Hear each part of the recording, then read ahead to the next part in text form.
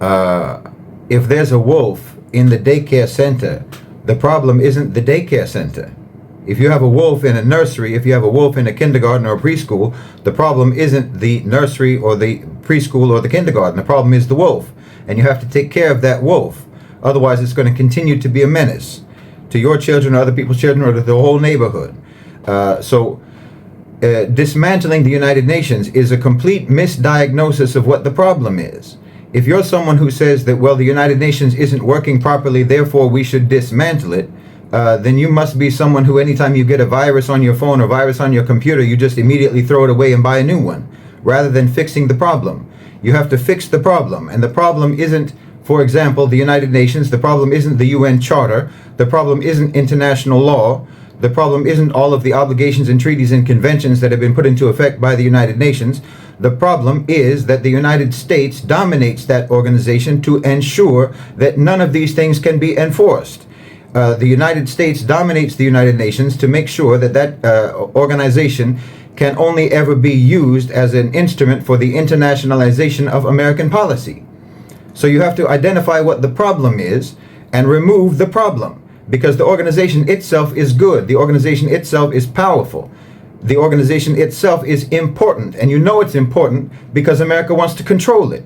The same way that they want to control any other resources that exist on Earth. The same way that they want to control anything else that is of value or that has power. They want to control anything and everything that's an important, useful, powerful resource in the world. And that's why they want to control the United Nations.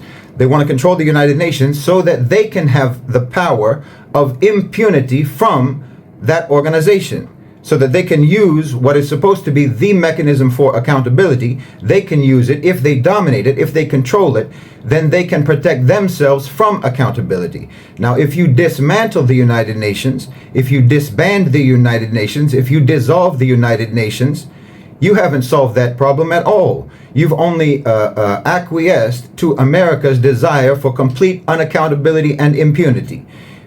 You've even gone a step further than them in actually dissolving the one institution that exists in the world that has the potential power and the mandate to actually hold America accountable.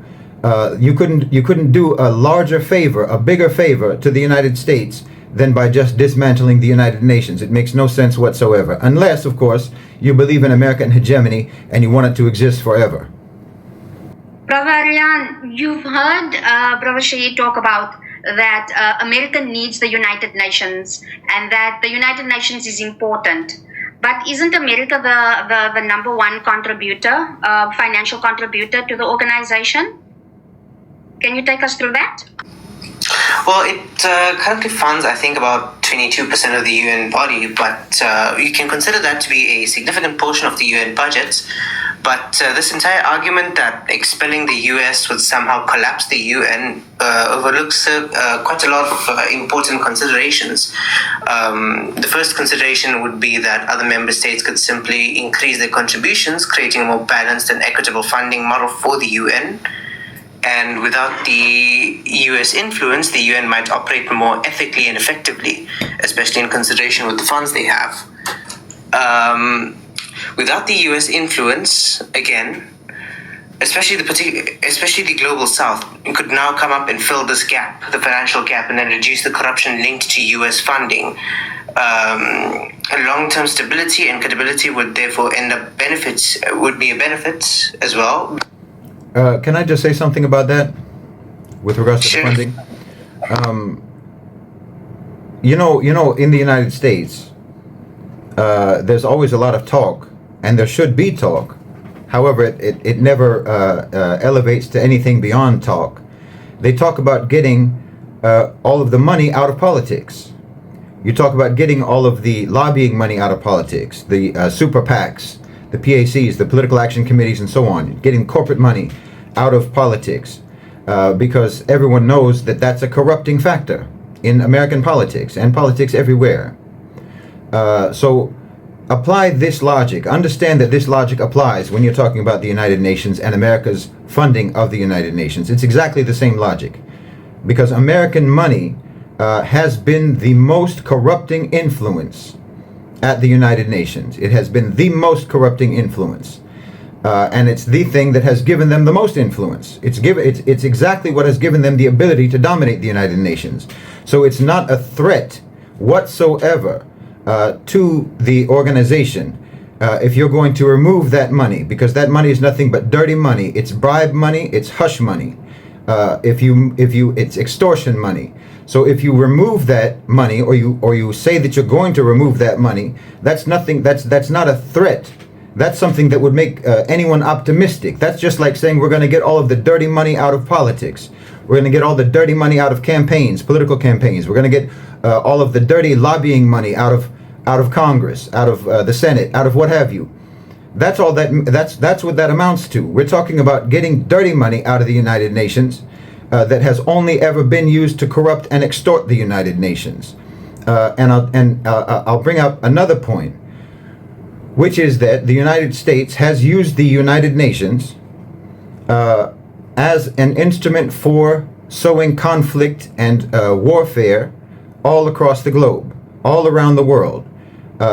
If you look at where there are now UN peacekeeping forces, so-called peacekeeping forces, every single one of those conflict zones, if you just go down the list of where UN peacekeepers are right now, every single one of those conflict zones are conflicts that were instigated or else perpetuated by the United States for the purpose of benefiting them in their pocketbooks, in their bank accounts, in the bank accounts of the defense sector, the arms industry, and so on, the military-industrial complex. Every single one of those conflicts where they have UN peacekeepers, they're over there because America started those conflicts and is perpetuating those conflicts, and their actual job, because America dominates the United Nations, their actual job over there is not to keep peace, but to keep peace from emerging. That's what their job is, to actually continue fueling those conflicts. And anyone who lives in those conflict zones will tell you the same thing. Anyone who has actually had any experience with UN peacekeepers will tell you the same thing, that they're actually a bunch of criminals. And there's endless allegations and accusations and actual criminal cases and convictions of so-called peacekeepers who have been involved in sex trafficking, in human trafficking, in theft, in murder, in rape, and so on and so on and so on. They have used the UN peacekeepers as part of a criminal organization. It's like a global organized crime syndicate under the auspices of the United Nations, under the dawn of the United States. And that's all made possible by their money, by the way that they have the disproportionate funding that they have been responsible for over the decades. Because the amount of money that they are contributing to the United Nations now is the lowest that it's ever been. If you remember, the United Nations was started right after World War II, when all of the other economies in the world were devastated. All of the other economies in the world were obliterated by World War II, whereas World War II was an economic boom for the United States. So they started the United Nations as an organization, and they established the funding structure in such a way that they would have disproportionate power financially over the United Nations. And they did that in the beginning. They had unparalleled, that no one was even close to the size of the U.S. economy back in 1945, 1947, 1948, and throughout the 1950s was the biggest growth period for the United States economy, and not for anybody else. So they were from the beginning and the inception of the United Nations, and throughout the development of the United Nations, America has had disproportionate financial control over that organization. Now, as I said, they have they are providing the smallest percentage of the UN budget than they ever have throughout history. Now, I think China is a very close second to them, and I think that just within a couple of years, China will outpace them and will surpass them in terms of what they are spending to fund the United Nations. So they've used this money to control the United Nations, and they use it by extortion. They use it by deciding who is going to be placed in what position at the United Nations, how funding is going to be distributed, to who, by who, what sort of aid, and so on, and who's going to be in charge of this department of the United Nations, this organ of the United Nations, who's going to be the Secretary General, and so forth. And they've always used the policy of, if you don't do it the way we want you to do it, then we won't give you the funding. They've always used their money as a leverage of control over the United Nations. So there's no danger to the United Nations if they lose that money. And I was bringing up the conflict zones because that's where a lot of the money goes. That's where a lot of the UN budget goes, to peacekeeping missions and related activities such as refugees and food programs and so forth. Well, if the United States wasn't dominating the United Nations and wasn't able to use the United Nations as an instrument for sowing conflicts all around the world, I think that you would see that the United Nations ended up having more money in their budget without that 22% from the United States than they have with that 22%, because there would be a drastic reduction in conflicts around the world. There would be a drastic reduction in human catastrophes caused by the United States, such as refugees, such as hunger, such as starvation and famine and so on.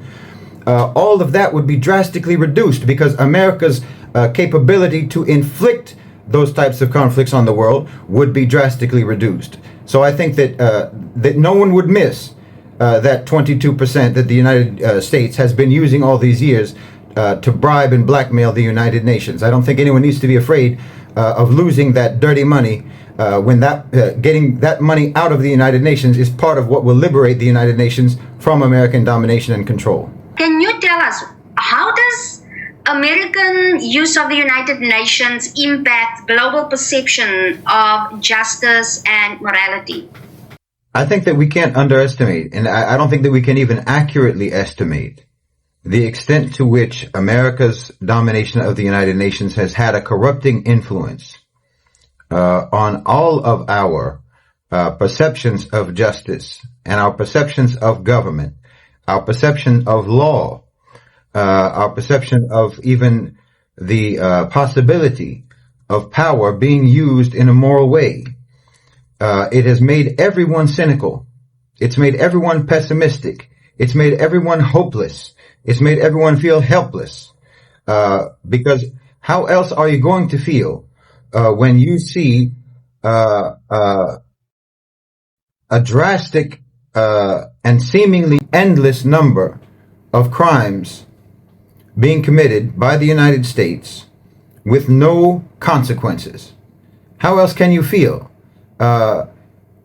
You can see even by some of the questions that we get and some of the frequently asked questions that we are attempting to answer here, such as, well, you can't really practically remove the United States from the UN because of the money.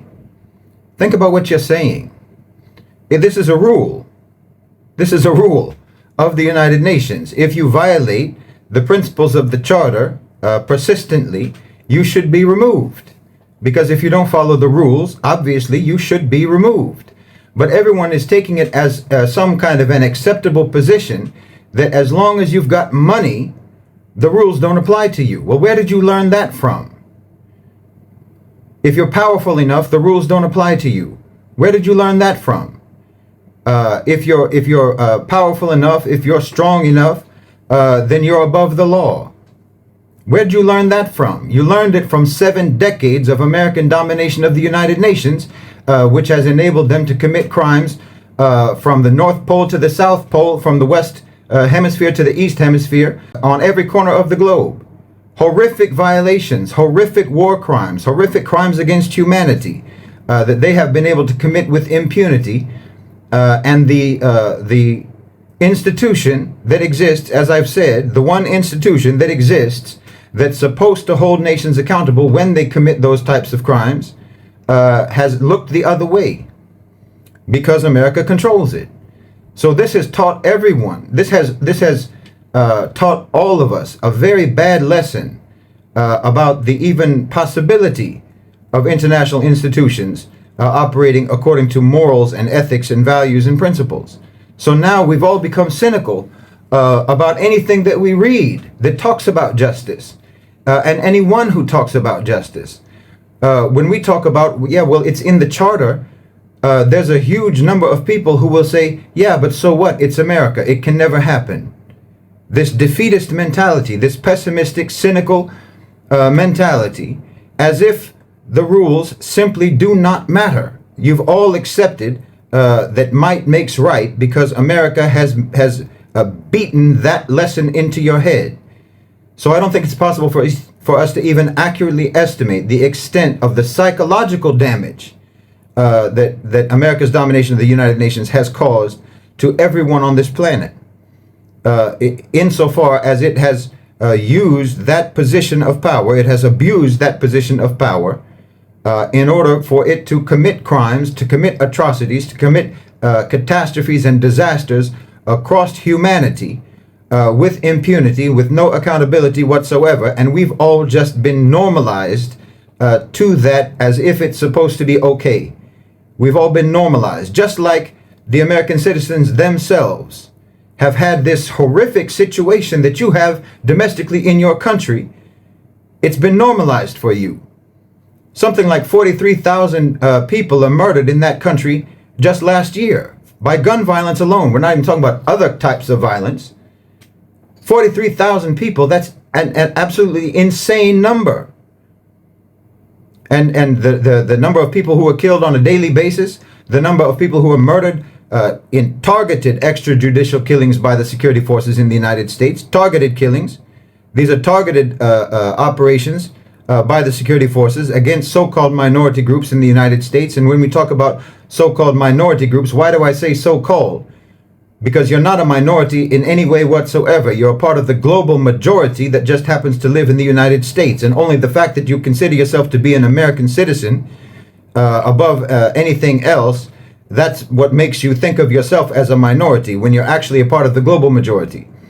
So the security forces are actively, systemically, and systematically targeting communities that are part of the global majority in the United States. It's exactly a part of the same colonizing imperialistic system that they use overseas. They're doing the exact same thing at home that they do overseas, and targeting the same types of people. The same, as I said, you're part of the global majority. That means black, brown, Asian, what have you, non-white, non-Christian, and so on. You're targeted in your home countries, the countries of your origin or your parents' origin or your ancestors' origin, and you're targeted in your own country, and they look at you the same way. They look at you the same way if you were in Nigeria as they look at you when you're in New York. They look at you the same way when you're in Somalia as when they see you in Minnesota. They see you the exact same way. They see you the same way when you're in Gaza as they see you when you're in Chicago. They look at you the same, with the same imperialistic white supremacist mentality. And they treat you the same way. And they employ their security forces at home the same way that they employ their security forces abroad. You're living in a dystopian, horrific nightmare in that country, but you don't know it because it's all been normalized to you because you're punch drunk and you're drunk on propaganda and indoctrination. And so the extent to which this normalization of American violence, this normalization of might makes right, this normalization of the cynical, pessimistic view of morality and values and principles and virtue, that those are all just things that we say in order to cover up our crimes, because this has all been normalized.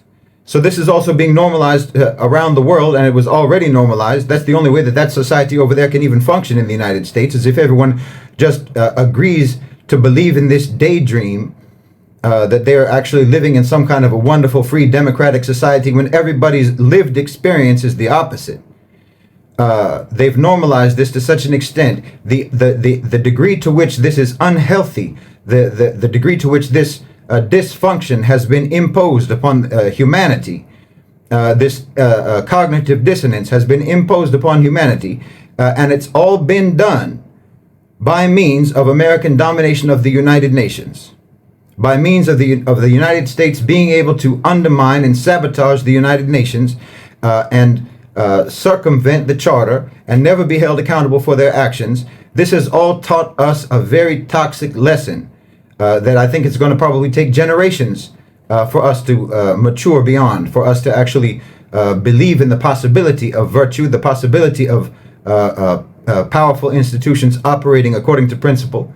No one seems to believe that that's even possible. I mean, even you hear it when people talk about, well, if you get rid of the United States from the UN, who is going to be the next hegemon to dominate. Like there's no other way for things to function in the world except that there's one bully who has to control everything. This is a lesson that America taught you. It doesn't have to be like that. People can, countries can, governments can just operate in harmony with mutual benefit. That's a thing that can happen. But America taught you otherwise. To where your own view of reality is so warped and so bent and so twisted that you can't even conceive of the possibility that countries can just deal with each other in a peaceful, non-predatory manner. So I don't think it's even possible for us to estimate the extent to which America's domination of the United Nations has been detrimental to the understanding of all of us, of all mankind, with regards to issues like justice and morality when it comes to the functioning of institutions and the functioning of governments. And I think that it's an incredibly important step to actually say, no, it doesn't matter how much money you have. It doesn't matter how much money you pour into the United Nations. It doesn't matter how big your army is. It doesn't matter how much power your corporations have. The rules are the rules, and they apply to everyone, for every country, large or small. And if you have persistently and consistently and insistently violated the principles of the United Nations Charter the way that America has, then yes, you will be expelled. I think that's going to be an epiphany moment for all of mankind, and it will start a healing process that may take generations, but that healing process can never happen until the United States is expelled from the United Nations, in my opinion. Can I add to what Brother Shahid said? Please go ahead. Please. Yeah, so talking about what you said and the psychology of it all, I mean, the psychological aspect of it, the psychological hold that the United States has on its own population is what allows it to have the hold on its population.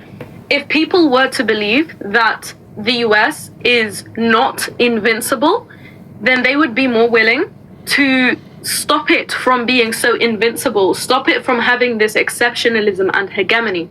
They would be more willing to work together to be able to remove the US from the UN and stop its exceptionalism, like I said, and stop its authority to be able to authorize its own war crimes.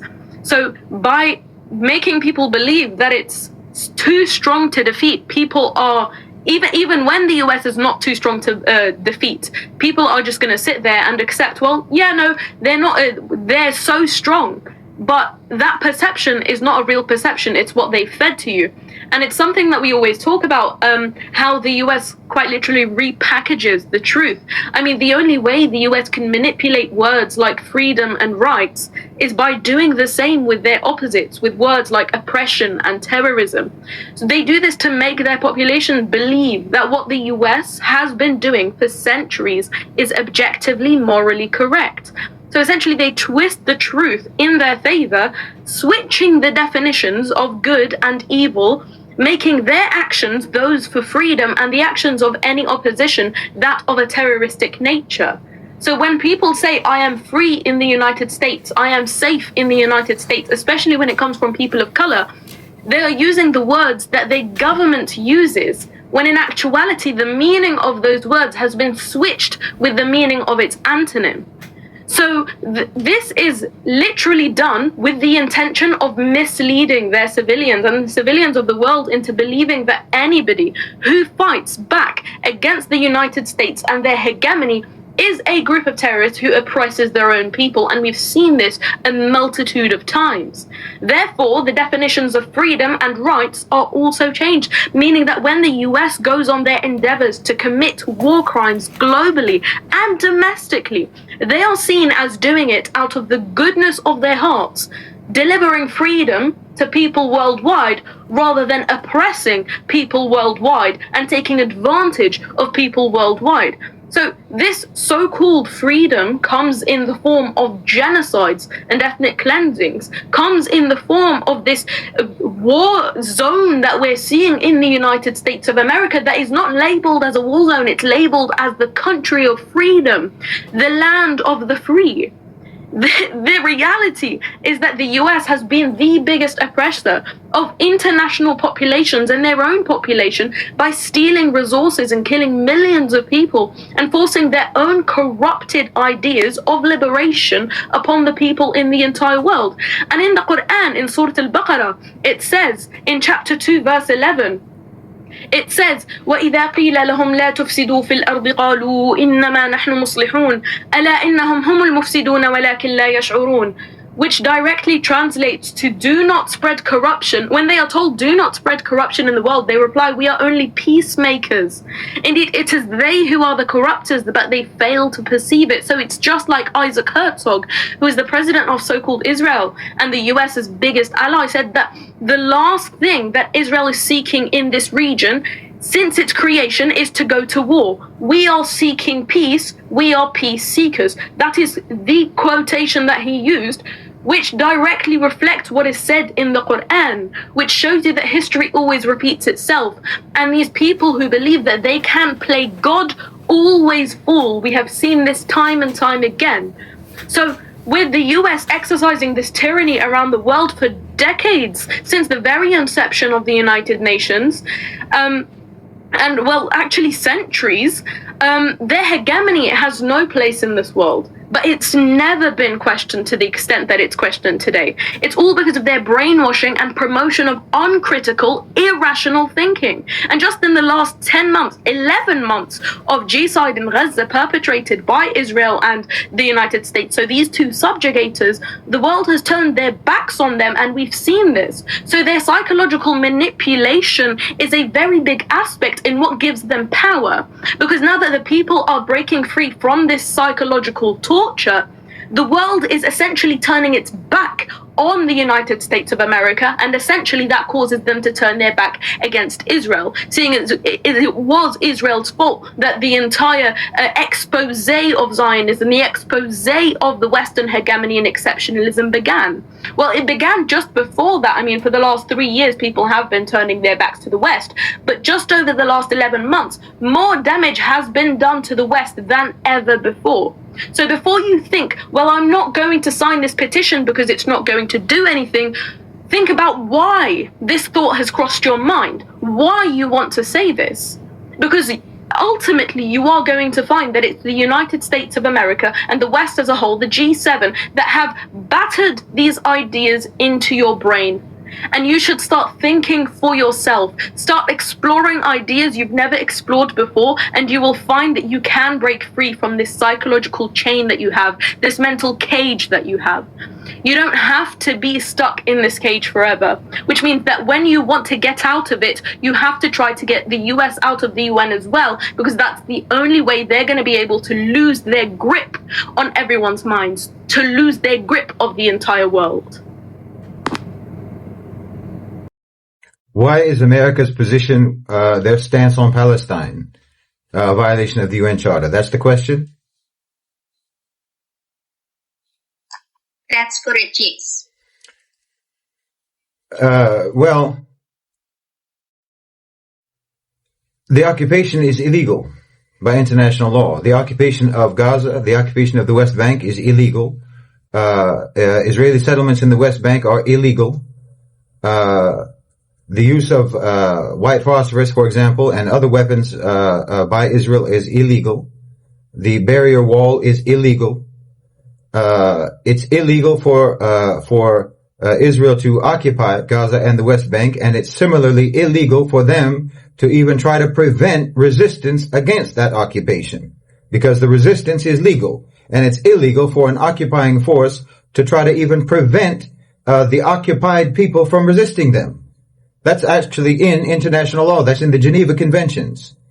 So Israel is in violation of international law at every level, and American support for a violator of international law at every level. I mean, it was in fact, it was in the agreement from the beginning, at the time of the inception of the United Nations, that recognized Israel as a state. That was conditional upon the recognition and the establishment of a Palestinian state. So this has been in a state of illegality for the entire history of its existence, Israel.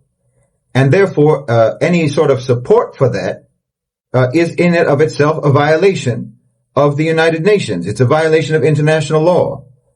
Supplying weapons, supplying funding, arming, supporting politically and diplomatically a state that is accused of and is guilty of gross human rights violations, war crimes, and obviously crimes against humanity and genocide. This is illegal. It's illegal in international law, and by the way, it's even illegal according to American law. So their support for Israel is absolutely a violation of the United Nations Charter. And in fact, if you wanted to make a case for the persistent violations by the United States of the principles of the UN Charter, you wouldn't actually even have to look at any other actions that they have committed other than what they have done in support of Israel, because it has all been illegal. It has all been in violation of international law. It has all it all constitutes persistent violations of the principles of the UN Charter. If you don't look anywhere else, if you don't look at any other American crimes around the world, if you don't even look at the crimes that America commits against its own citizens, it's actually sufficient just to look at the history of America's relationship with Israel for you to have a dossier that recounts and records, presents a full record that any objective person would regard as proof of persistent violations of the principles of the UN Charter. Why is the United States of America's influence and the veto power, why is it an issue? I mean, all other members or the permanent, five permanent members have veto powers. Why is America's use any different? The way that the United Nations, the way that the United States has typically used their veto power, they have used their veto power to overrule the global consensus. When Russia or China, for example, have ever used their veto power, it is to overrule the United States in favor of the global consensus. This is the difference. America has used the veto power to overrule the rest of the planet, and Russia and China have used their veto power to overrule America on the side of the rest of the planet. So there's a significant difference in their intention and the reasons why those vetoes have ever been invoked. And America has only ever done it for their own interests, against the interests of the global consensus, against the interests of the rest of the people of the world.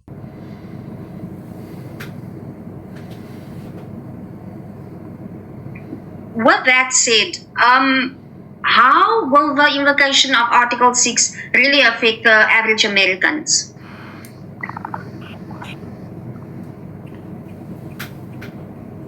Who are you asking?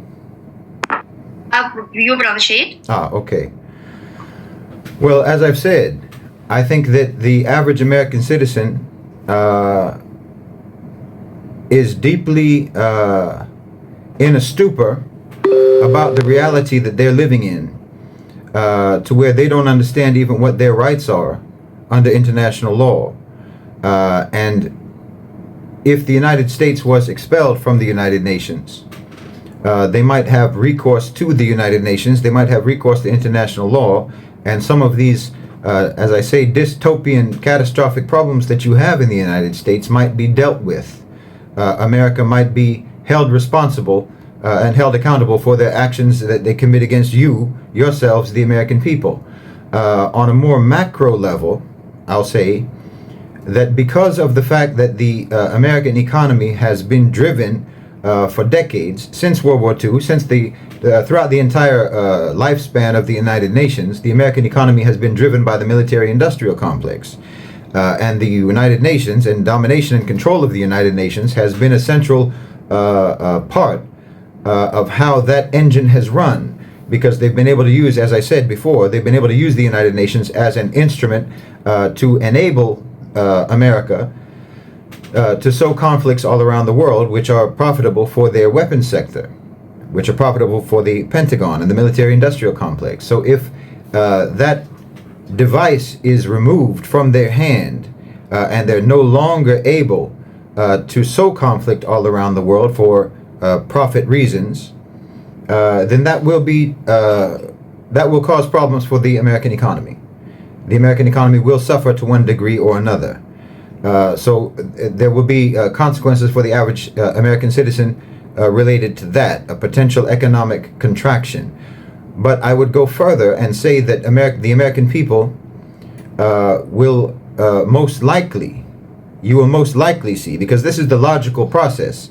If America is going to get expelled for persistent violations, then the next logical step is that America then will be held accountable for those violations, meaning they will have punitive rehabilitative measures imposed against the United States by the United Nations in order to get them to stop committing those violations.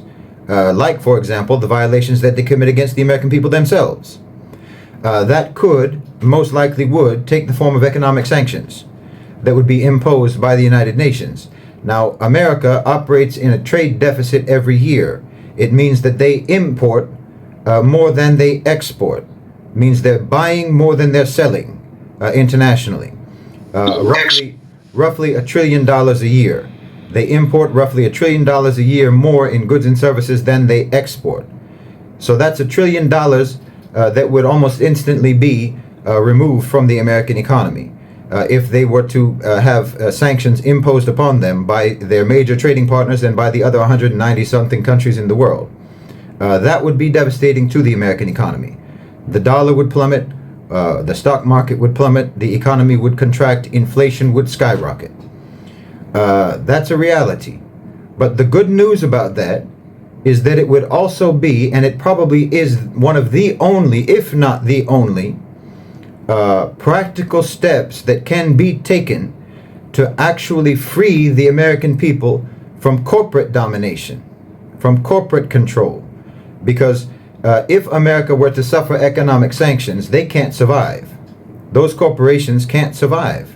And they will, I'm not saying that the corporations themselves won't survive, but they won't survive inside America. And they will lose their interest in trying to dominate America, and not to mention lose their ability to do so, because their profits are going to dry up. So many of those companies, if they decide to stay in America, their profits will dry up, and they won't be able to buy off Congress anymore. They won't be able to fund millions and millions, if not billions of dollars into political campaigns to control your government.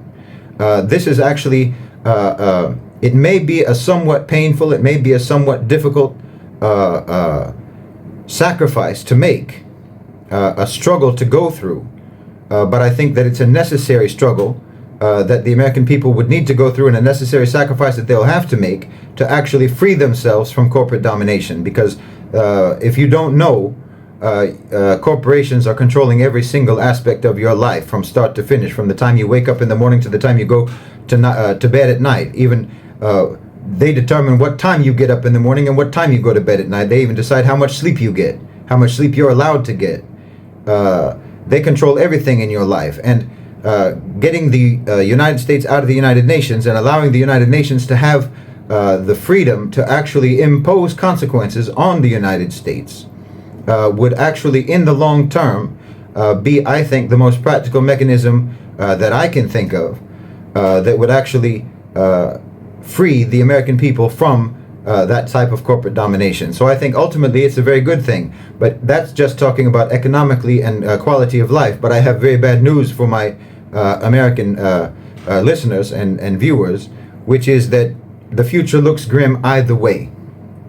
The future of the American economy looks grim either way, because as I've talked about before, one of the reasons is just the pure demographics. Just demographics.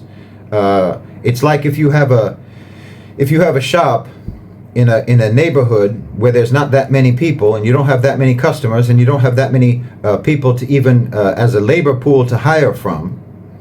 Well, eventually you're going to have to close your shop and move it somewhere else. And that's the case with the West. That's the case with America, and that's the case with Europe. There's just not enough people to serve the profit demands of the private sector as compared to the Global South. Now, if the Global South didn't exist, it would be a different story. But the Global South exists, and they have a robust demographics. They have robust demographics numbers as compared to the West, as compared to the United States. So there are large segments of the private sector that are already in the process of upping stakes and moving to the global south in terms of their focus. So I think that the United States already, anyway, has a bit of a grim economic future.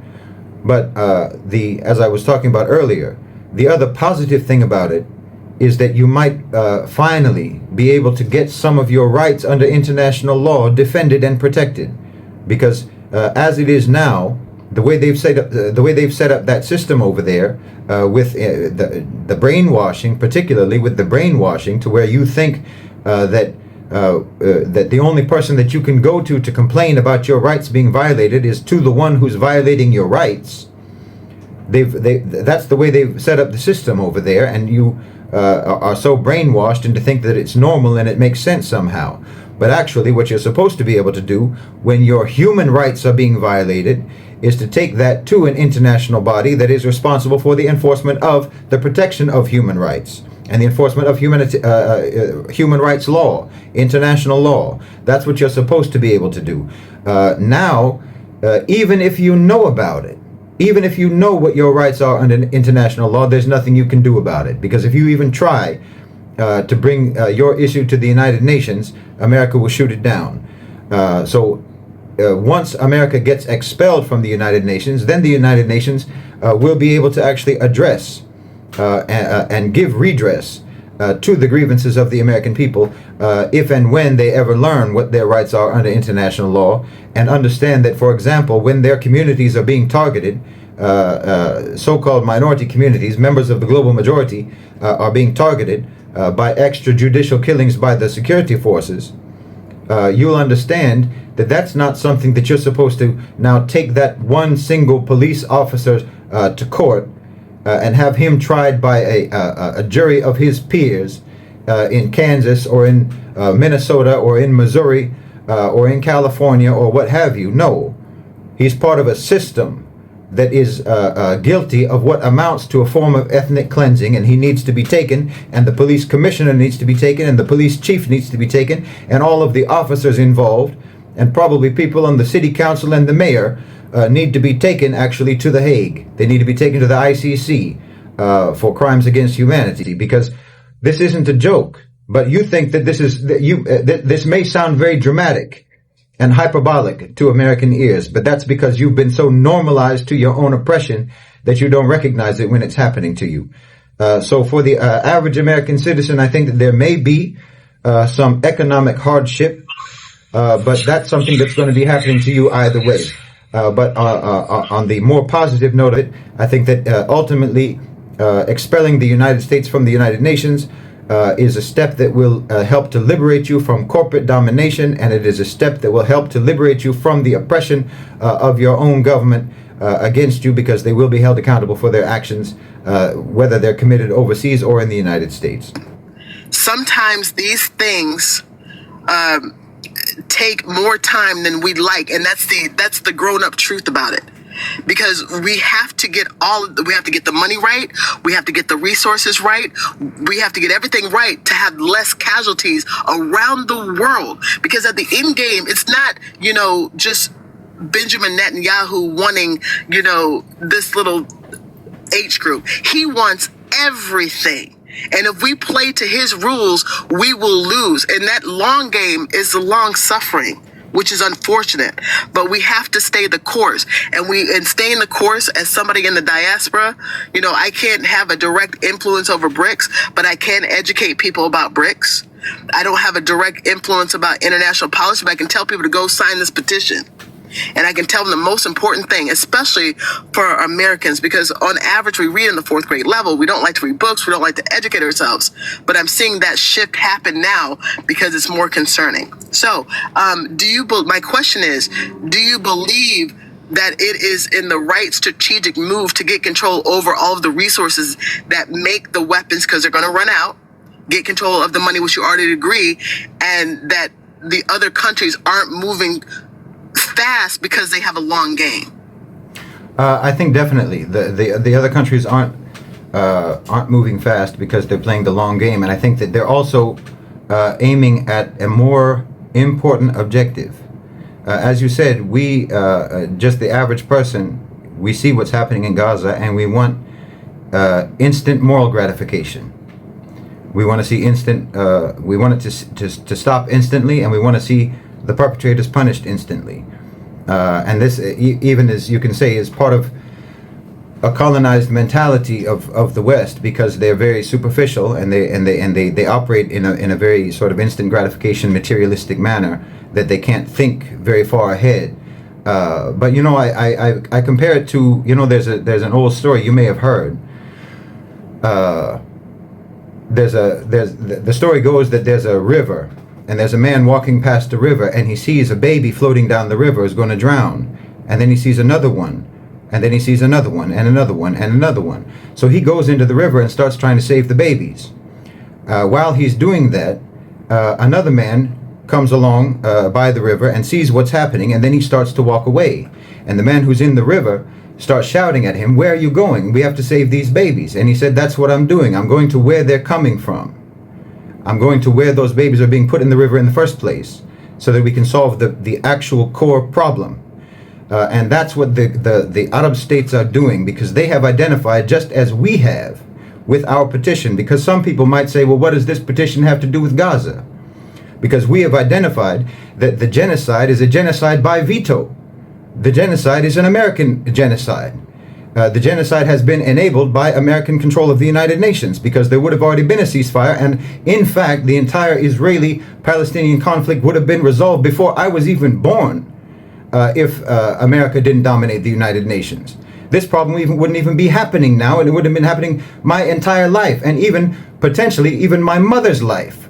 It would have already been resolved if America didn't control and dominate the United Nations. So the Gulf states and the Arab states have identified that their problem isn't Israel, their problem is American hegemony.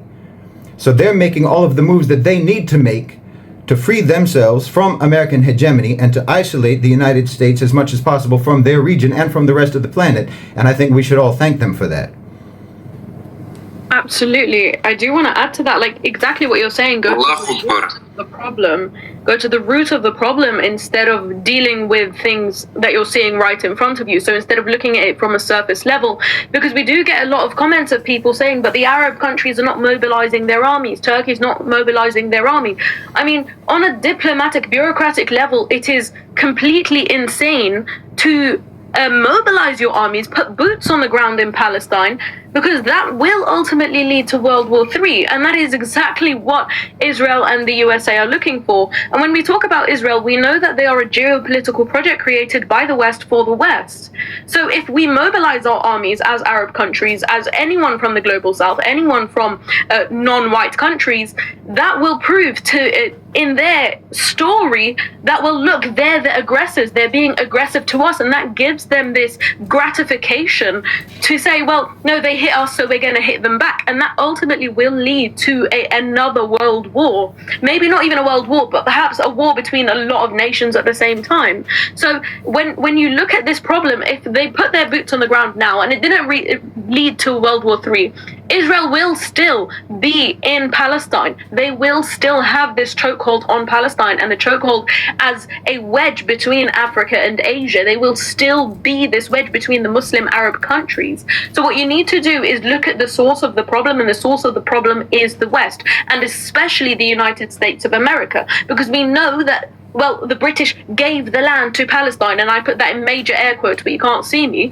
And the US has been the one sending billions, hundreds of billions of dollars to Israel, because Israel is one of them. It's practically the United States of America plus Israel. They are one and the same.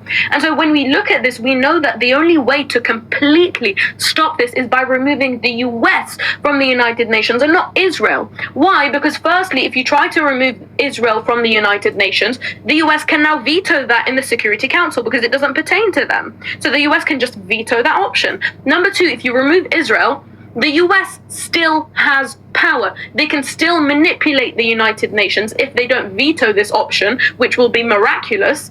They will still have that power, and eventually they are going to commit more ethnic cleansings and genocides, because even before the creation of Israel, they were ethnically cleansing people, and they are doing the same thing domestically, they are doing the same thing internationally. And like Brother Shahid said, we are tackling the root of the problem, not just as middle nation, not just as civilians, not just as other member states, but also the Muslim Arab world that a lot of people are putting the blame on. When you look at this G-side that is going on in Gaza, you don't put the blame on anyone but the people who are committing the G-side. You think that these countries are not doing anything, but what you don't know is that their intelligence agencies are working together to figure things out. The BRICS nations are working together to figure things out. Same thing with the Global South. And like Keshia said, she said that, what was it that she said?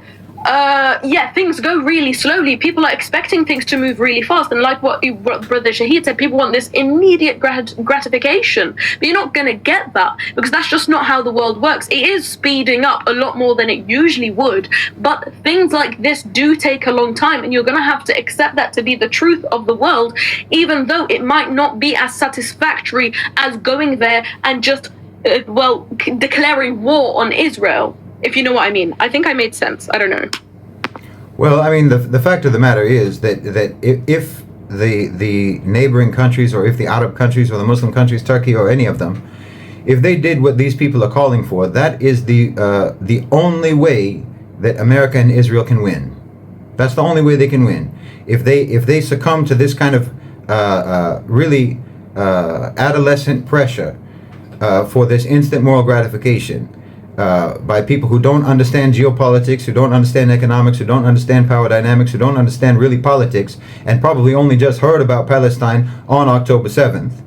If they were to listen to these types of people and actually do some sort of a military intervention as would satisfy these people who are far away from where any of the bombs will fall, if they were to do that, that's the only way that Zionism can survive. That's literally the only way that Zionism would survive, and that American hegemony in the region would survive. You would give new life to Zionism that is right now on its deathbed. You would give new life to American hegemony in the Middle East that is right now on its deathbed. They are in the process of moving the United States and American hegemony out of the region, and they're in the process of defusing the volatile bomb that exists, which is Zionism. They're defusing that bomb. They're defusing that explosive as we speak, through diplomatic pressure and through economic pressure and through economic strategy. And if they were to do it any other way, then that's exactly what the Israelis would want them to do. That's exactly what Netanyahu would want them to do. And Gallant and all of those criminals, that's exactly what they would want them to do. And if you imagine that they're doing nothing, then all that tells me is that you have done nothing to inform yourself about this situation except for consuming Zionist media, Zionist Western media. You don't even know what's been going on. You don't even know what the Arab states have been doing. You're not even aware of it. You don't even think about the fact that all of those countries joined BRICS at the same time, including Saudi Arabia and Iran, who are supposed to be arch enemies.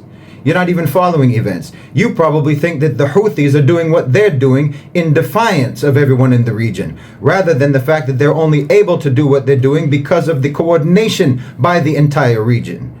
You know what I mean? You're completely uninformed, and it's just because you have an emotional, you've been emotionally stimulated by what's happening, and probably you just want to be able to go to Starbucks again. You're tired of boycotting Starbucks, if you're even doing that in whatever country that you live in.